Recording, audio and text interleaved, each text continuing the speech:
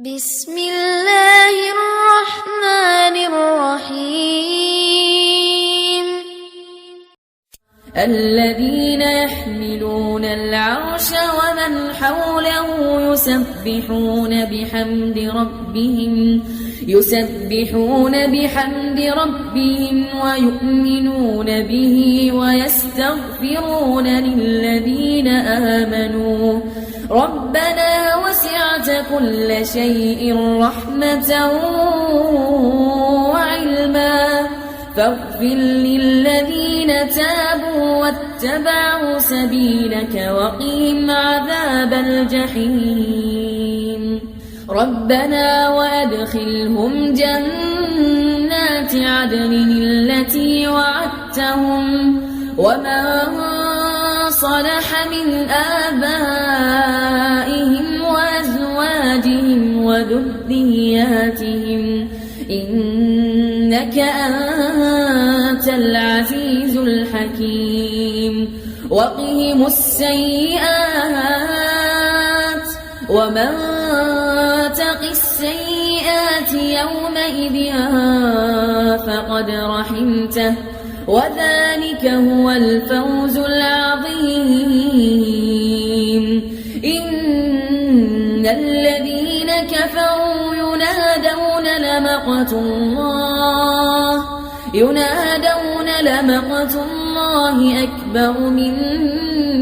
مقتكم أنفسكم إذ تدعون إلى الإيمان فتكفرون قالوا ربنا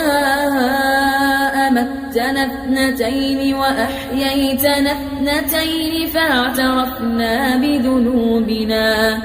فاعترفنا بذنوبنا فهل إلى خروج من سبيل ذلكم بأنه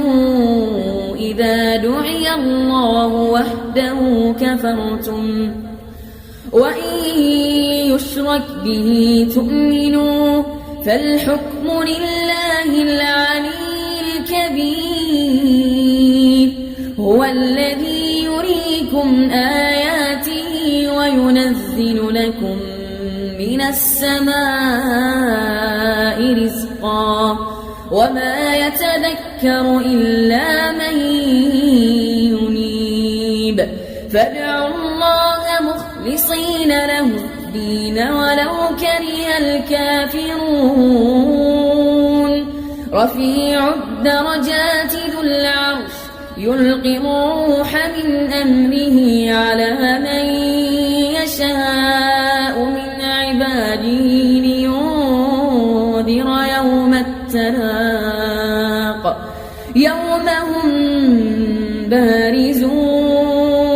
يوم هم بارزون لا يخفى على الله منهم شيء لمن الملك اليوم لله الواحد القهار اليوم تجزى كل نفس بما كسبت لا ظلم اليوم إن الله سريع الحساب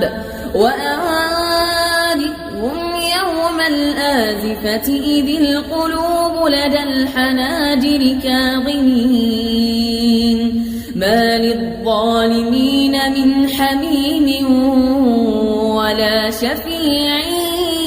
يطاع يعلم خائنة الأعين وما تخفي الصدور والله يقضي بالحق والذين يدعون من دونه لا يقضون بشيء إن الله هو السميع البصير أولم يسيروا في الأرض فينظروا كيف كان عاقبة الذين كانوا من قبلهم كانوا كانوا أشد منهم قوة وآثارا في الأرض فأخذهم الله بذنوبهم وما كان لهم من الله من واق ذلك بأنهم كانت تأتيهم رسلهم بالبينات فكفروا فأخذهم الله إنه قوي شديد العقاب